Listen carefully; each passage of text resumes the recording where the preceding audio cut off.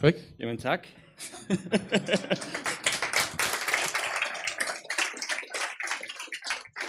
Det var sgu noget af en intro. Jamen, hej.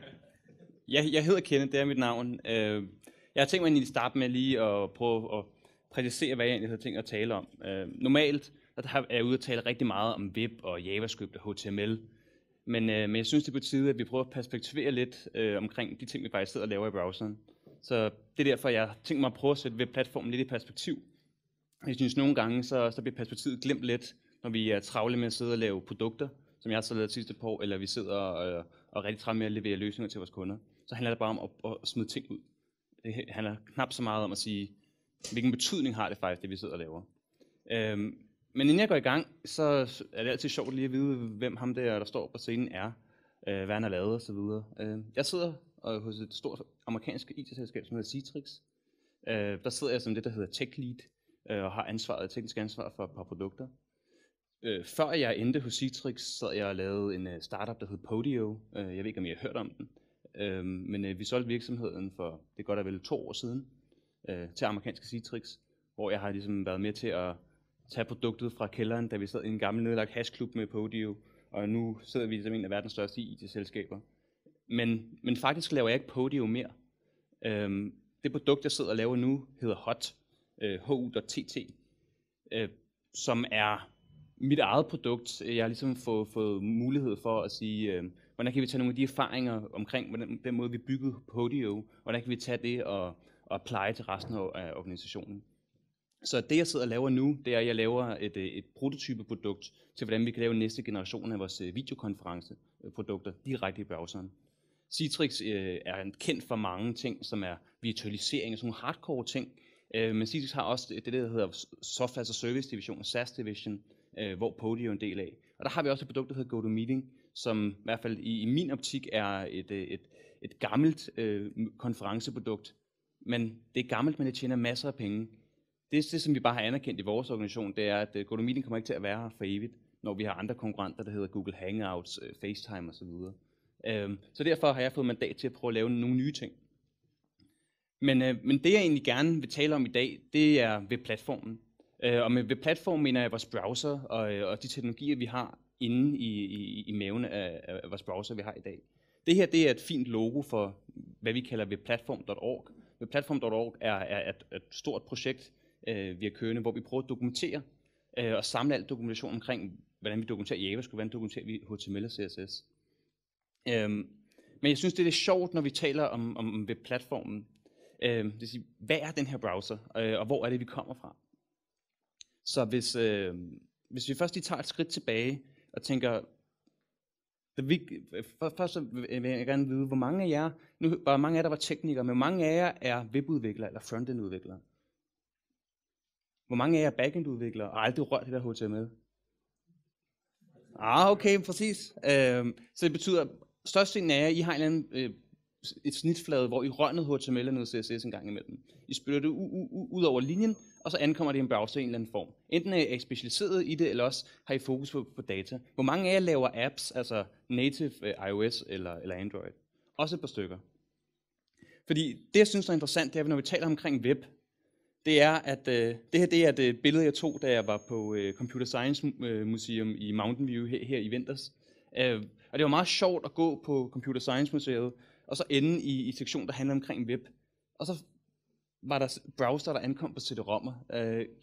Kasper nævnte det også tidligere i dag.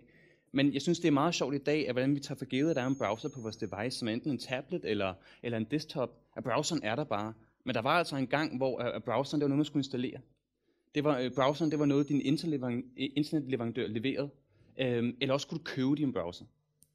Og jeg er ikke så gammel, men omkring IE2, det var den første browser, jeg sådan rigtig begyndte at bruge.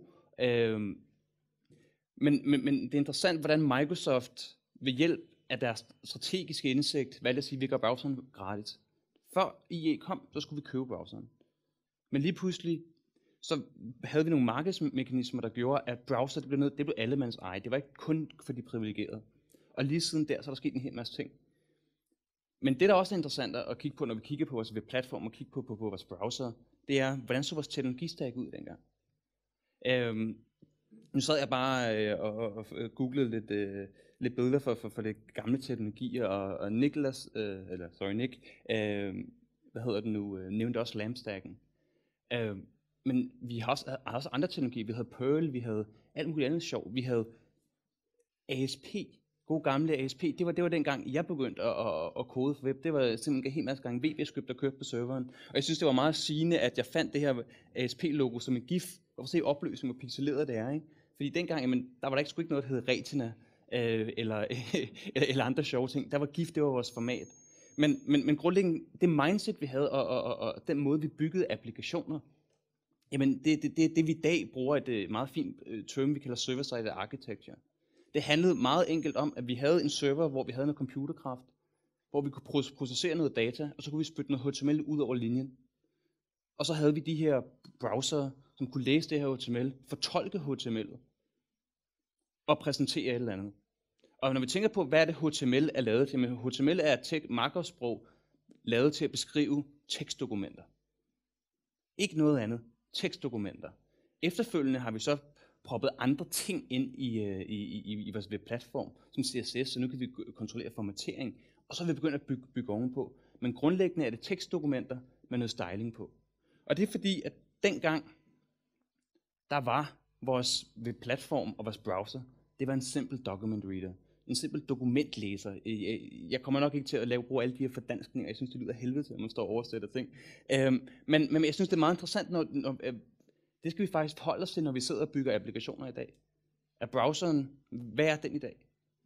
Fordi der er sket en rigtig, rigtig stor ting, når vi kigger på vores browser, når vi kigger på vores webplatform. Hvor mange af jer har set det her logo før? Hvor mange af jer ved, hvad det betyder? Et par stykker. Det er spændende. Fordi der er sket et stort skred eller et skift i den måde, som vores browserleverandør, eller den måde, vi tænker ved platformen.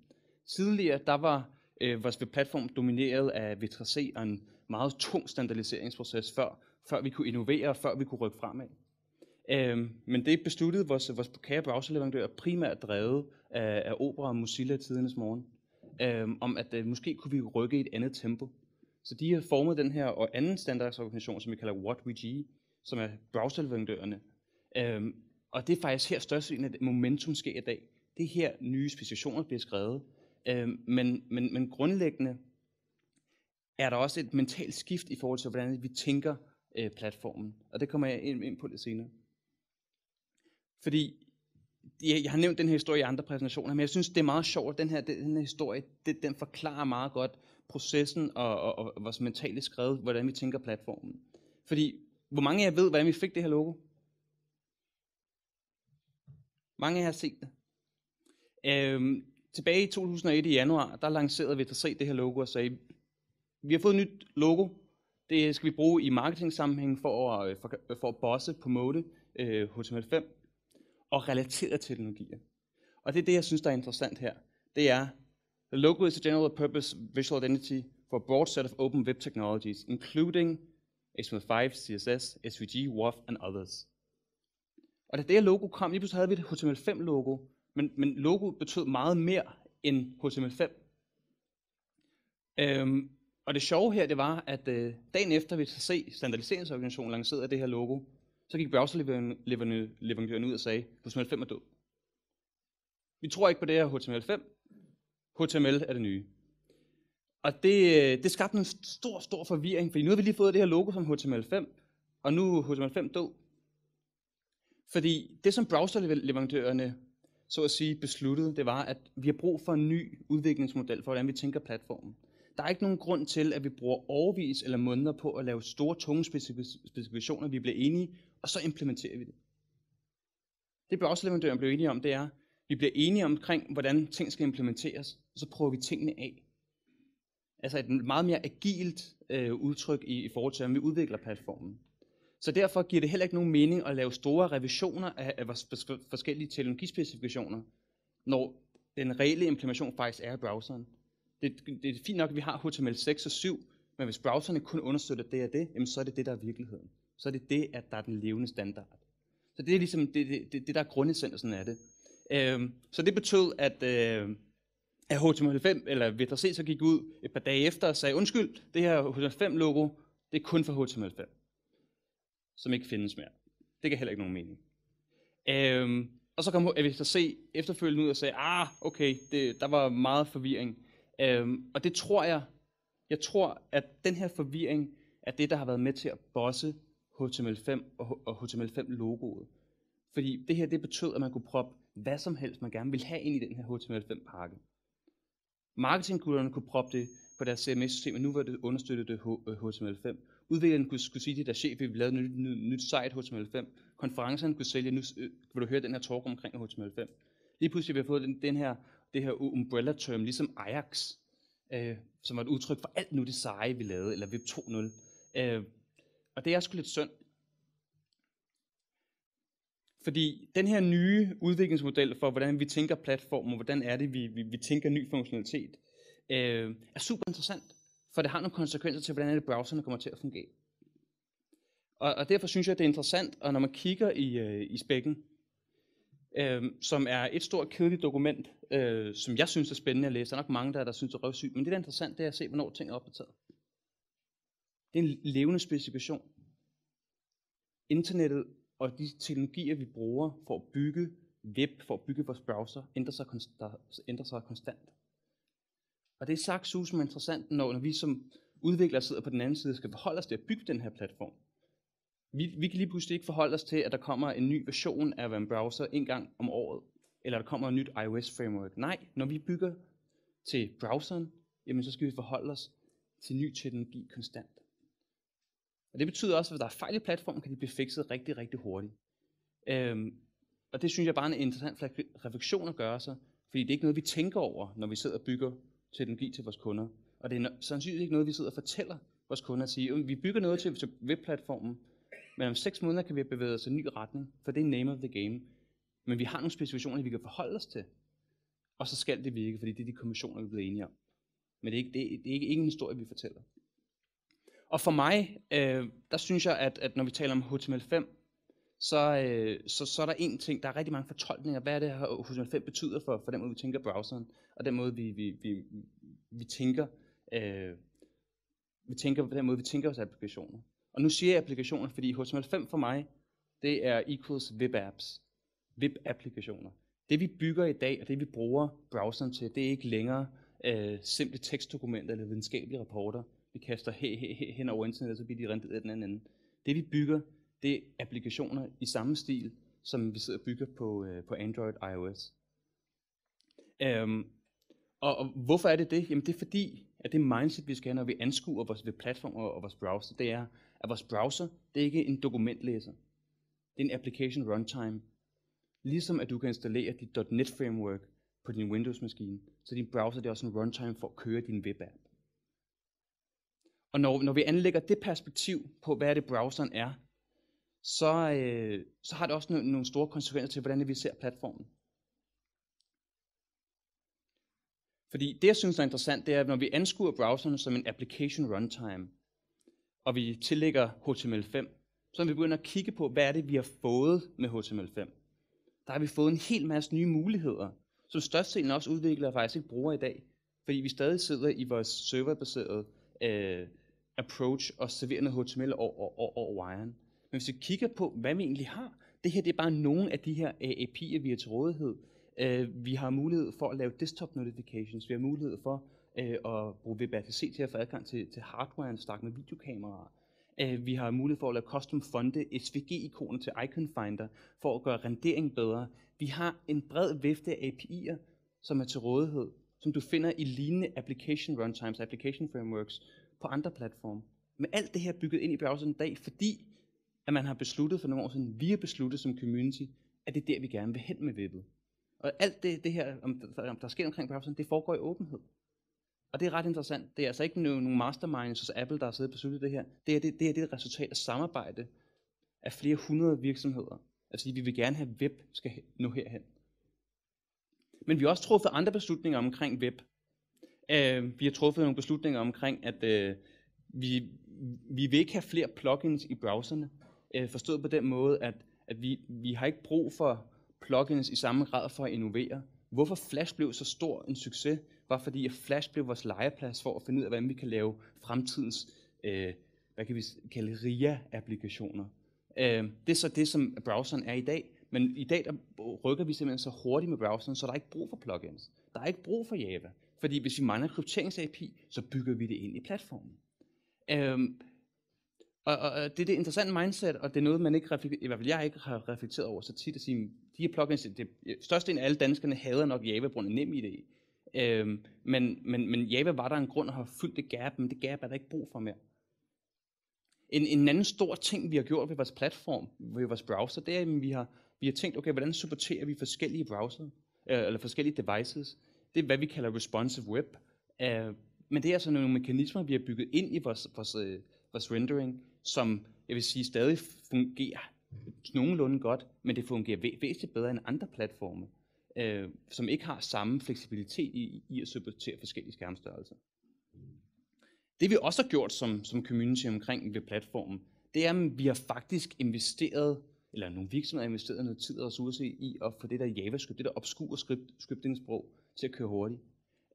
Det er en graf, da Google lancerede V8. Og som I kan se her, da Chrome kom, jamen, i Chrome Benchmark, så havde vi altså en ret stor forskel i performance. Og lige siden vi har fået V8, vores JavaScript-motor, der også er motoren bag Node, jamen, så har vi faktisk ikke talt om JavaScript-performance siden. Fordi det er ikke længere nogen bottleneck.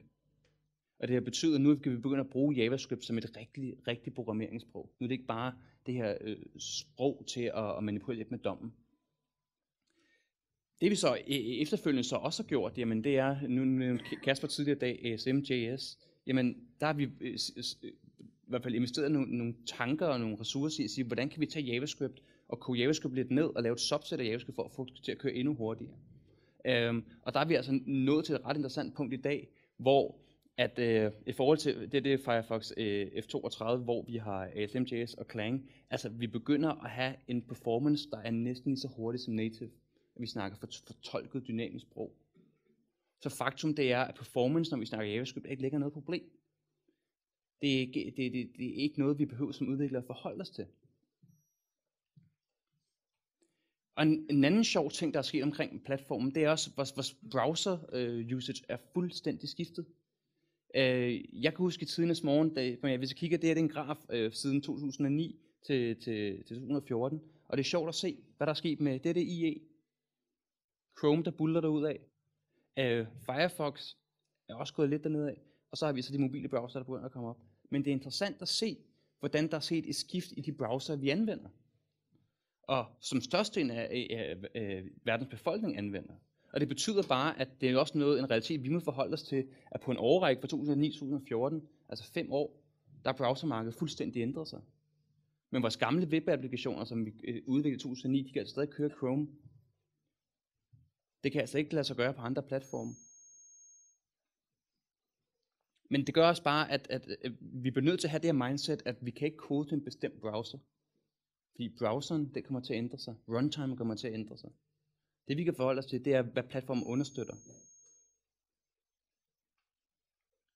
Hvad har vi ellers fået siden de gode gamle dage? Jamen, vi har fået langt mere konsistent rendering. Vi alle sammen, vi husker, at når vi har siddet og bandet og svoglet mod IE6 eller IE5.5, eller de gode gamle Netscape-dage, hvor der var forskel på boksmodellerne i de forskellige browser osv., som var et stort helvede. Det har vi ikke mere. Der er stadig nogle gange nogle underlige renderingsquirks, men overall, så renderer vores browser egentlig faktisk rigtig pænt. Tingene er konsistente, selv i IE. Selv i IE9, der renderer ting pænt. Performancen rent JavaScript-mæssigt er knap så god, fordi det er en anden JavaScript-model, det er den anden generation. Men renderingen er faktisk ganske fin. Og det er nogle ting, vi glemmer, og det er også sjovt, at når folk joiner ved platformen i dag, unge nye udviklere, der sidder og udvikler direkte til Chrome, de har aldrig haft de problemer. Og derfor er det også interessant at se, hvor vi har været i det sidste par år med WebKit-only ting. At folk har kun siddet og kodet til WebKit. Og der har vi altså gentaget nogle af de samme problematikker, vi har været igennem med folk, der kun sad og optimeret til IE6. Og lige pludselig kom Firefox, og så var folk fuck det. det er bare nogle interessante refleksioner, vi hele tiden skal have i baghovedet, og vi også som teknikere skal kommunikere til vores kunder og sige, at det har sådan nogle konsekvenser, hvis I beder om at skulle gøre det på den her måde. En rigtig interessant ting, vi har fået med vores platform, det er det, som vi i dag kalder evergreen browsing, eller versioning, som faktisk er continuous deployment af vores platform. Hver 6. uge er der en ny browserversion, er der en ny stable af Chrome og af Firefox, som automatisk bliver udrullet til alle verdens brugere. Det er hurtigere end mange virksomheders release cycle. Og det saftsuseme er interessant, når vi snakker om platform. En platform, som kan opdatere sig selv, som kan ændre sig, vi kan prøve ting af. Og det har også nogle interessante konsekvenser. Den gode klassiske historie, det er, at Chrome-teamet rettede en fejl dengang i WebKit, nu er det Blink i dag, som nedlagde, jeg tror det var msn.com, grund af at de havde lavet et hack for at kompensere for den her fejl. Så det Chrome blev nødt til at gøre, det åbenbart det ville tage mere end 6 uger for at få MSN til at fikse fejlen. Så det Chrome lavede et site-specific hack i browseren. Hvilket er interessant, men det er muligt, fordi vi har continuous deployment af platformen. Det er fuldstændig lige meget, når det kommer til stykket. Fordi runtime opdaterer sig selv. Det sker ikke nogen andre steder. Så hvad har det betydet? Nu har vi en platform, vi kan anskue som en runtime for vores applikationer. Hvilke konsekvenser har det så haft for den måde, vi tænker vores apps, og den måde, vi bygger vores applikationer? Jamen, for det første har det i hvert fald den konsekvens, når vi anskuer browseren på en lidt anden måde. Jamen, så kan vi også anskue, at når vi kommer herfra, og vi er vant til at have en browser som en dokumentlæser, vi har en load balancer, og så har vi nogle applikationsserver, der spiller noget HTML ud. Og vi bruger frameworks, som er bygget til den arkitektur. Rails, ASP.NET, whatever, hvad vi nu har brugt på serveren. Jamen, det har en konsekvens af, at nu kan vi begynde at anskue browseren og bruge browseren på en anden måde. Og det, som vi er begyndt at gøre i de seneste par år, jamen det er jo at begynde at rykke ud browseren. Begynde at anskue og bruge browseren på en lidt anden måde. Fordi, helt ærligt, min iPhone eller Android device har altså væsentligt mere CPU, end hvad vi brugte til at flyve til månen med. Ikke? Der er ikke nogen grund til, at den kun skal læse dokumenter. Vi kan lige så godt flytte noget af renderingen derud og bruge nogle af de CPU-ressourcer. Jeg vil 10 gange hellere skalere på 10 millioner devices, som med min brugers, end 2 webserver i datacenter i Holbæk. Det giver bare meget mere mening. Og det betyder, at når vi tænker vores arkitektur på en anden måde, og anskuer browseren på en anden måde, så skal vi også have en hel masse nye frameworks. Eller også skal vi have nogle helt nye primitiver i vores platform. Og det er ligesom det, vi er i gang med. Nu er Kasper, han er stor Ember-mand, der taler Ember. Men jeg synes, det er interessant at forholde sig til de her frameworks, fordi de her frameworks, dem har vi af en grund, fordi det er lige nu, der er noget lort at bygge client-side applikationer i browseren i dag. Men platformen er ikke lavet til det. Vi bruger et markup-sprog, der er lavet til at beskrive tekstdokumenter. Vi bruger et CSS eller et CSS til at style typografi, til at lave applikationslayout. Vi distribuerer assets via hacks, som er sprites og alt muligt andet. Og så har vi opfundet alle de her frameworks. Vi bruger et scripting-sprog, som blev skrevet på en uge, som vores primære programmeringssprog, der ikke har fulgt med tiden. Det vi så vil løse ved at opdatere ECMAScript. Men grundlæggende er der mange ting ved platformen, som ikke er lavet til at bygge applikationer i traditionel forstand. Og så er det så fedt, at vi som community kan bruge alle de her ting og opfinde frameworks, som vi kan bruge. Men der, hvor vi er på vej hen, det er, at vi skal have taget de her ting, som de her frameworks løser nu, og bygget ind i platformen.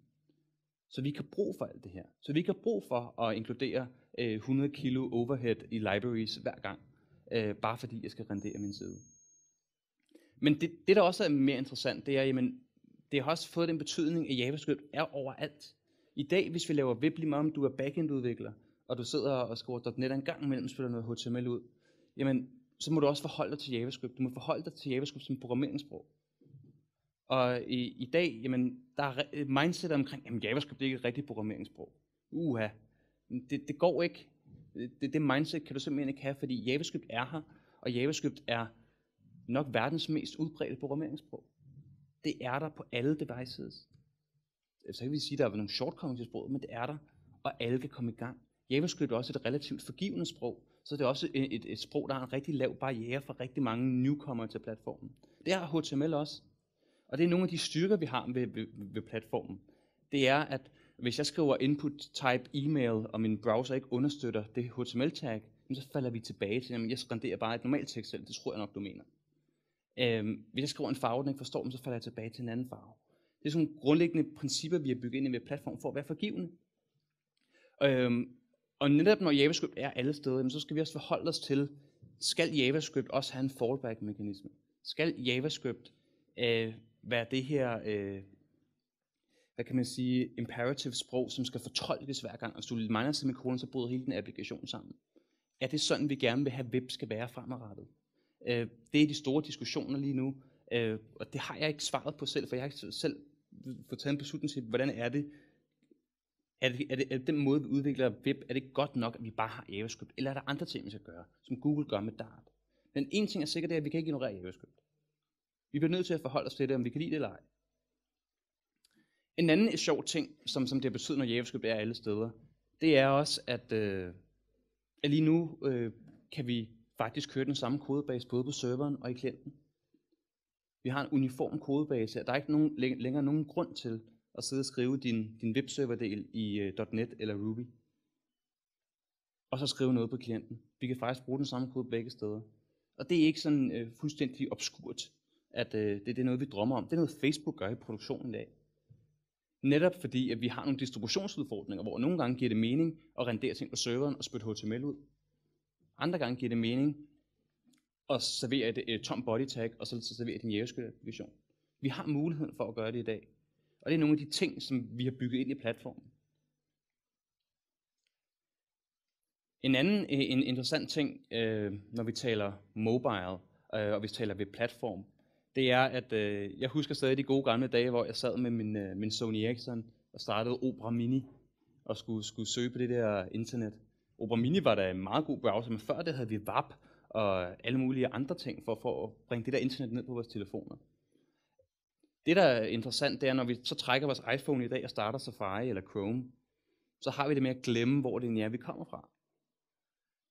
Fordi dengang, jamen, der kunne vi sagtens serve internettet, men der er faktisk sket rigtig, rigtig meget på relativt få år, i forhold til, hvad er det, vi kan bygge i browseren. Og der er mange af os i dag, der sidder og programmer og bygge det der til mobile web, og bygge tingene responsive, men det er virkelig noget lort. Derfor laver jeg bare skidtet i native. Ja, det gør vi. Fordi det er der nogle gode grunde til. En af de grunde til, som jeg gerne vil nævne, det er, kan I huske Facebook og HTML5? Facebook har programmeret sig rigtig meget på HTML5. Det her det er nogle screenshots fra Facebooks web-app. Det her det går ind på facebook.com. I kan se det med den hvide bar. Deres gamle design, det er det gamle Safari på iOS 6. Men Facebook bruger rigtig mange ressourcer på at implementere deres app som HTML og JavaScript og CSS. Men det havde altså nogle problemer. Som eksempelvis flash of unstyled content, når man så loadede deres native app, som var en skal, som bare hentede som embedded en browser for at rendere appen. Men der så vi altså nogle symptomer, altså nogle grundlæggende web-ting, at når jeg henter stylesheet, hvis serveren ikke svarer, så falder browseren tilbage og siger, okay, der er ikke noget stylesheet, jeg skal alligevel rendere. Derfor renderer jeg bare indholdet uden CSS. Altså en grundlæggende præmis, der giver rigtig god mening, når vi har at gøre med et tekstdokument. Måske ikke noget, der giver så meget god mening, når vi har at gøre med en applikation. Og vi har ikke nogen måde at kontrollere det på. Så derfor er der nogle problemer omkring HTML5, og derfor er det også interessant at sige, at nogle af de quotes, som har været med til at få HTML5 til at få lidt kritik. Lad mig sige på den måde. Jeg synes, det her quote for Zuckerberg er rigtig interessant. Som var der rigtig mange, jeg så rigtig mange native udviklere i forhold til iOS og Android. Se hvad jeg sagde, det kommer aldrig til at performe. I skal bare gå native, og så køb en konsulenttime hos os. Ikke? Jeg vil sige, Zuckerberg har fuldstændig ret i han siger, at webplatformen var der ikke, og er der stadig ikke. Så det jeg gjorde, det var, at jeg joinede en V3C community group, vi kaldte Core Mobile, hvor vi prøvede at identificere nogle af de her problemstillinger, der er netop at bygge applikationer til mobiltelefoner. Vi arbejdede tilbage til, for det var noget tid siden, netop med Toby fra Facebook, på baggrund af nogle af de problemstillinger, de havde hos Facebook og deres native apps. Og vi identificerede en hel masse problemer. En simpel ting som rendering er stadig et rigtig stort problem. At nå 60 frames per sekund er rigtig, rigtig svært på mobile. Det er faktisk også svært at gøre på desktop, når du bruger HTML og CSS i dag. Nogle ting som at netop aflevere delivery af din app. Vi har ikke noget binært format, vi pakker en app op i, en fil, vi skyder hen over linjen, vi uploader til Apple, og så distribuerer Apple det. Det skal vi selv gøre som appudviklere. Det giver os også noget fleksibilitet, men der er også nogle problemstillinger i forhold til, hvordan sørger vi for, at når billeder er loadet i viewport, at det så også bliver unloadet, at vi kan sørge for at free noget memory up. Sådan nogle ting har vi ikke kontrol over i webplatform. Så har vi sådan nogle grundlæggende problemer som netværk. Når vi bygger en webapplikation, så er det bygget med det mindset, at netværk det er der. Fordi jeg skal hente min applikation på serveren. Men den præmis er ikke den præmis, vi har i dag, når vi bygger native apps. En native app, den kører lokalt på din telefon, og så tjekker den, om der er netværk for at hente noget på serveren. Men udgangspunktet det er offline first. Og det har vi ikke, når vi taler web. Så er der sådan nogle simple ting, som at vi har ikke nogen reliable way for at detekte, om du har netværk eller ej. Jeg kan sagtens være connected til et wifi i lufthavnen, hvor jeg ikke har rigtig adgang til internettet, og så siger min app, hey, du har adgang til internettet. Så sådan nogle ting, eller bandwidth estimation, det har vi simpelthen ikke, det har vi ikke mulighed for at gøre for en webapp. Og så er der sådan nogle ting som tooling, at indtil for få år siden, eller sidste år, der var især mobiltelefoner, det var sådan lidt en black box. Hvis man kørte et eller andet website eller en webapp, så vidste man ikke rigtig, hvad fanden der skete. Man kunne ikke rigtig remote debug eller inspect koden og se, hvad der egentlig skete på de devices. Men det har vores browserleverandør gjort noget ved. Og jeg er også en af dem, der er ude og råbe højt omkring remote debugging. Jeg startede et projekt, der hedder remotedebug.org, hvor jeg gerne vil unify remote debugging og gøre det endnu lettere at bruge browser og forskellige web runtimes i dag. Men det sker der heldigvis noget med, så det er super fedt at se. Anden del af Zuckerbergs quote, som ikke bliver citeret så meget, synes jeg er endnu vigtigere, når vi taler web. Og det er volumen. Det er trafik og emerging markets. Det er, at Facebook får rigtig, rigtig meget trafik fra web stadig. Det er et citat, har nogle år på bagen, men det er interessant at se, når vi forholder os til statistik. Når vi kigger på statistikken her, så kan vi se, at mobile er super, super vigtigt. Fordi når vi kigger på forskellige brugere, hvor de kommer fra, jamen, så kan vi ikke ignorere mobile. Vi kan ikke ignorere, at jeg sidder på min telefon og tjekker Twitter lige nu. Jeg sidder og tager nogle billeder på Instagram. Jeg gider sgu da ikke gøre det på min desktop, og jeg kommer heller ikke til det. Så hvis vi skal bygge til webplatformen, og hvis vi skal tænke på webplatformen, så bliver vi nødt til at prioritere mobile, og få mobile til at fungere. Men den anden side af mobile, det er også usage.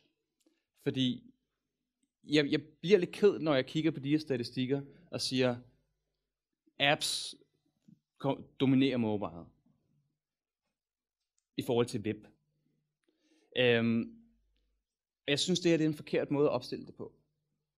Fordi når du sidder med din mobiltelefon, og sidder og tjekker Twitter, så henter du data til din native Twitter-app over måske et REST API over HTTP, som er web og internet.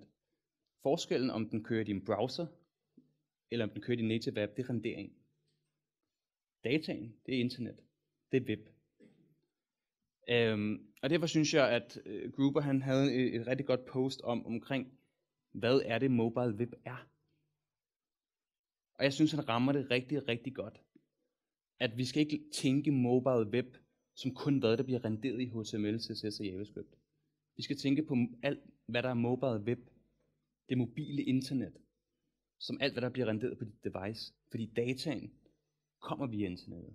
Det er også web. Og jeg synes, når man anskuer det her og tænker omkring web og webplatformen og native, så kan jeg ikke lade være med at tænke på, at i hvert fald der, hvor jeg føler, vi er nu, det er, at vi er i en transitionsperiode. Vi er i en transitionsperiode, hvor vi alle sammen vi havde en iPhone. Det handlede om apps. Nu har vi fundet ud af, at vi har 10.000 apps installeret på vores telefoner, men vi bruger kun en håndfuld af dem. Og det, der så sker nu, jamen, det er, at de forskellige markedsdele er begyndt at ændre sig. Nu begynder folk ikke længere kun at have en iPhone. Nu må jeg købe en Android. Om 5 år er der noget andet. Så vores native apps, som vi nu har brugt rigtig mange penge på at få bygget, de begynder lige pludselig at køre kun på platformen, der ikke giver nogen mening længere, fordi folk rykker sig, fordi teknologien ændrer sig. Et eksempel, det er min homescreen. For et par måneder siden købte jeg en Android for at køre det som eksperiment. Jeg har haft en iPhone siden den første Android, eller siden den første iPhone. Men jeg var lidt træt af Apple, jeg ville gerne se, hvad der var på den anden side. Og det her det er et screenshot af min homescreen. Og det er faktisk ikke ret mange apps, jeg bruger eller har kørende på min telefon. Det er ikke noget, jeg har tænkt over og reflekteret over. Men størstedelen af alle de ting, jeg bruger, det er apps, jeg har kørende, fordi jeg bruger native apps, fordi jeg har et ikon på min homescreen, fordi jeg har en genvej til dem. De er convenient, fordi jeg kan starte dem hurtigt, de kan køre i baggrund. Og fordi renderingen går stærkt, fordi jeg kan få en liste af noget data. Men jeg bruger faktisk ikke så mange ting. Størst er nyheder, tweets osv. Når jeg sidder i min Twitter-app, så er det links, jeg følger, der åbner en browser. Og det er primært sådan, jeg bruger mit mobile device. Men det, der er interessant, det er, at de 2 primære ting, der er problematiske ved platformen i dag, det er, hvad jeg vil sige, er rendering og paketering af vores applikationer. Det, der så er interessant, det er, hvad sker der så, når vi snakker web? Hvad er det, der sker med vores browser, og hvor er de på vej hen? Fordi er der nogle af de problemstillinger, der bliver adresseret? Og heldigvis, det gør det. Så det første, som vi nu har haft ved platformen i et par år, det er WebGL. Det er OpenGL, en variant af OpenGL, altså vi kan kommunikere direkte med vores grafikkort direkte i browseren via JavaScript. Så det betyder, at lige pludselig så har vi fået nogle muligheder for at snakke direkte med grafikkortet og lave 3D-grafik, der virkelig performer og sparker røv. Det er vi ikke rigtig embraced endnu, fordi den traditionelle model, som vi er vant til at udvikle, det er, hvad vi kalder et declarative approach, når vi snakker web. Det er, at jeg er vant til at skrive noget HTML og noget CSS, som jeg giver til min browser, som så fortolker det, som renderer det. Hvorimod, når vi snakker gaming og WebGL, så er det mere et imperativt approach, at noget skal parses. Jeg fortæller instruks per instruks, hvad browseren skal. Men den mulighed har vi i dag. Og det betyder, at vi kan tage applikationsframeworks, vi er vant til fra native og andre platforme og implementere ved platformen. Fordi nu har vi fået de her grundlæggende primitiver. Tidligere i dag, der nævnte Kasper også, at man kan køre Unreal i browseren. Ja, det kan man, og vi har lavet nogle optimeringer som ASM.js, der gør, at vi kan køre JavaScript væsentligt hurtigere. Men det, der er interessant, som Kasper sagde, jeg kan ikke få lov. Det, der er interessant her, det er netop, at jeg kan lige gøre fullscreen. At de ting, vi har fået mulighed for at køre i browseren, men det her, det er ikke et plugin, det er noget, vi har besluttet som community, det har vi brug for at kunne levere games og andre interessante ting direkte i browseren. Det er noget, der er bygget ind i webplatformen, det er noget, vi som udviklere skal begynde at embrace. I stedet for at vi sidder og brokker os over, at det er let at gøre noget for native, vi har mulighederne, og vi begynder også at have frameworks omkring det. Og et eksempel af det her, det er med Unity 3D, som er blevet rigtig store på at lave ting i .NET. Jamen, deres nyeste version af Unity, den kan eksportere direkte til WebGL. Det vil sige, at du kan altså bygge et spil i Unity og køre det direkte i en moderne browser. Det er interessant, uden at installere noget, fordi ting er bygget ind i platformen. En anden stor ting, som vi valgte at bygge ind i platformen, det er, hvad der noget, der hedder WebRTC. Hvor mange af jer kender WebRTC? WebRTC er vores nye real-time komponent, vi bygger ind i browseren, der gør det muligt, at vi for det første kan få adgang til lyd eller mikrofon og webcam direkte i browseren. Så jeg som udvikler, jeg kan altså få adgang til mit webcam. Men det vi også har mulighed for, det er, at vi har mulighed for at lave peer-to-peer forbindelser direkte fra min computer til en anden computer. Og vi har mulighed for at overføre de her streams. Og samtidig med det har vi også bygget real-time transcoding engines ind i browseren. Vi har bygget echo cancellation og alle de her ting. Hvilket betyder, at vi i dag kan bygge peer-to-peer baseret video med, hvad vil sige, få 1000 linjer kode, uden at vi selv skal til at opfinde alle de forskellige ting. Og det er et aspekt, jeg sidder på rigtig meget tid på, i kraft af, at jeg sidder og laver vores næste generation af videokonference hos Citrix. Der prøver vi WebRTC. Og det vi kommer til at se med WebRTC, det er, at video og audio bliver commodity. Det er noget, alle kan lave. Og vi ser allerede en masse frameworks sprøjt ud. Vi kommer til at se tusindvis af startups, hundredvis af startups, der tilbyder videoplatforme. Fordi lige pludselig er det blevet muligt for alle at lave Skype. Og det er fordi, vi som community har besluttet, at det er noget, vi gerne vil have ved platformen. Hvilket er interessant, for det disrupter hele spacet. Hvis jeg var telco, ville jeg skide i bukserne. Fordi lige pludselig har jeg ikke brug for min telefonlinje. Men det kan jeg gøre direkte i min browser. Og det er allerede deployet, eller om 6 uger er det deployet på alle verdens telefoner og platforme. Det er interessant. En anden ting, som er på vej, det er noget, der hedder service workers. Hvor mange af jer kender service workers? 1, 2. Service workers er, som navnet siger, en service worker. Det er et script, du kan skrive og bonde sammen med din applikation, og så kan du bede browseren om at installere det. Så det er et script, en worker, du kan installere på baggrunden baggrunden i din browser. Så hvis jeg har Hot, som er mit produkt, jamen så kan jeg bonde en service worker og bede Chrome om at installere den her service worker, som så kan ligge og køre i baggrunden. Det betyder, at lige pludselig kan jeg tage min web-app og køre den i baggrunden, selvom Hot ikke er åben. Så lige pludselig kan jeg begynde at lave background scheduling. Jeg kan begynde at lave synkronisering. Jeg kan begynde at intercepte data. Så hvis jeg finder ud af, hey, jeg er ikke offline, eller jeg er ikke online længere, så kan jeg begynde at servere data fra min cache osv. Men lige pludselig har vi fået en primitiv i vores webplatform, der gør det muligt, at vi kan tage en webapp og lave den offline first. Så første gang brugeren går ind på vores website, så vi bede dem om at installere service workeren, og så appen installeret. Og det her, det er ikke noget, der er flere år ude i fremtiden. Chrome har lavet en prototype implementation af service workers. Spækken er i første release candidate, og målet det er, at vi har service workers i slutningen af året i både Chrome og Firefox. Og når vi har det, så kan vi netop begynde at tage det samme approach til webudvikling, som vi gør, når vi sidder på vores mobiltelefon og sidder og tænker, og jeg bygger min app som offline first, hvor netværk det er noget, det er sekundært.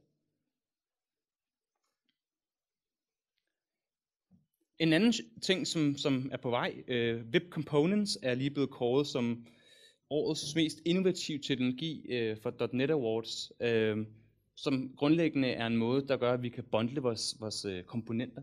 I stedet for at vi alle sammen sidder og injecter et script tag og et div for at insertere denne JavaScript-komponent, så kan jeg lave mine egne tags i HTML. Så det er altså første skridt af, at vi begynder at tage vores hypertext-sprog, som er lavet til at beskrive dokumenter, og lave det til et applikations markup-sprog. Så jeg kan definere mit video-tag, eller mit hot-tag, eller jeg kan lave et date-picker-tag. Og jeg kan begynde at låne komponenter fra andre websites. Jeg kan begynde at referere Facebooks like-button og lave et Facebook like-tag, i stedet for at embedde noget JavaScript. Altså en langt mere, hvad kan man sige, semantisk korrekt måde at beskrive applikationslayout, som vi har set i SAML på Microsoft.NET-platformen og andre steder. Men det er det første skridt, hvor vi begynder at sige, at vi bygger applikationer. Vi begynder også at se, at paketeringen af webapps begynder at være måske lidt mere spiselig for brugeren. Firefox bætter rigtig stort på Firefox OS, som er deres mobile operativsystem baseret på web. Det er Firefox.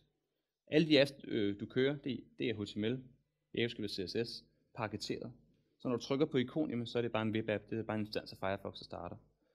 Så der begynder vi at se nogle mere spiselige måder at paketere de her apps, så vi ikke skal lede ting efter uger eller muligt andet, men vi begynder at bruge nogle af de samme paradigmer, vi ser på native allerede. En anden sjov ting, det er jo hele Googles Chrome OS operativsystem, som er Chrome, med nogle genveje til de forskellige websites. Og det er interessant at se, hvordan Google pusher Chrome OS hele business-segmenterne med Google Apps. Og det er også interessant at se, hvordan de pusher Chrome OS til education. Altså bare en browser. Fordi når vi snakker education i dag, så er der rigtig mange ting, som du kun kan nøjes at bruge i en browser. For eksempel Google Docs. Der er ikke brug for Office. Og ikke mindst, jamen, så har vi HTTP 2.0 og Speedy, som er mere grundlæggende ting i vores webplatform, der gør, at vi kan så at sige, forbedre den måde, vi distribuerer vores assets, når vi snakker billeder og så videre. For i dag der har vi alle mulige obskure hacks. Vi tager vores webapplikation og propper den igennem, inden den skal ud på produktion. Det er derfor, vi har hele den her urskov af forskellige build-systemer, Gulp, Grunt, whatever, Fordi vores produktionskode absolut ikke må ligne vores udviklingskode, fordi så er det ikke optimeret i forhold til de metoder, vi har for at transportere vores her app igennem internettet. Det løser vi også. Det er vi i gang med at løse med HTTP 2.0, og Speedy er allerede deployet i Firefox og Chrome, som gør, at vi får nogle grundlæggende nye mekanismer, hvordan vi kan tænke streams, hvordan vi kan tænke push. Altså kan vi begynde at pushe assets og dependencies til vores browser, før den faktisk har spurgt om det. Så vi kan begynde at predikte i forhold til user patterns, hvornår folk vil se det her billede osv. Det begynder vi at have nogle mekanismer for på transportniveau. Det er super interessant, fordi det gør det muligt for os at lave væsentligt hurtigere oplevelser. Og min pointe her, det er, at vores webplatform opdaterer hver 6. uge. Der er ny teknologi at forholde sig til, og det er vores ansvar som udvikler først at forholde sig til den teknologi, men også at bruge den. Men ikke mindst, at det er vores job som teknikere, når vi sidder med vores kunder, og forklare dem, hvilke konsekvenser den teknologi har, fordi det er os, der repræsenterer teknologien. Og det synes jeg nogle gange, at vi glemmer, når det handler bare om, at vi bare skal hacke et eller andet sammen til kunden, og det skal være retinært, og det skal se lækkert ud. Det er faktisk os, der bestemmer, hvordan platformen ser ud om et år. For det er os, der er med til at bygge den. Det var det, jeg ville sige i dag. Tak.